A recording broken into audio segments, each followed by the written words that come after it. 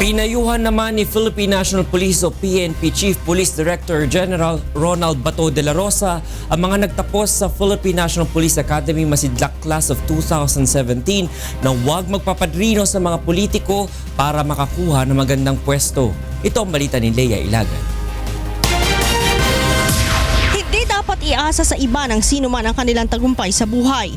Ito ang bilin ni Philippine National Police Chief Police Director General Ronald Bato de la Rosa sa mga nagsipagtapos na kadete ng Masidlak Class of 2017 sa Philippine National Police Academy. Ayon kay General de la Rosa, mas mabuting magsikap para makamit ang inaasam na magandang pwesto o ranggo sa PNP at huwag magpa-impluwensya sa mga politikong maaaring may hidden agenda sa pagtulong.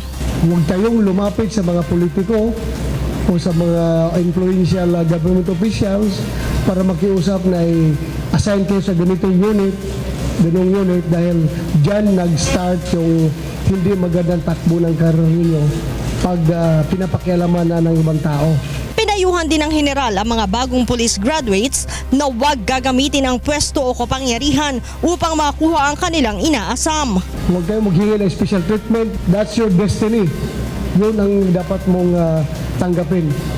Kasi dapat pag bago ka serbisyo, huwag kang lumapit sa kung kanino para maghingi ng magandang assignment. Kung kayo i-assign sa basilan, go ahead. You fight and fight there.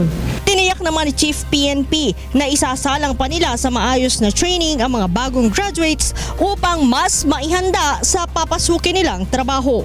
Sa 144 na nagtapos ngayong taon sa PNPA, 78 dito ang papasok sa PNP, 15 sa Bureau of Fire Protection at 31 naman sa Bureau of Jail Management and Penology.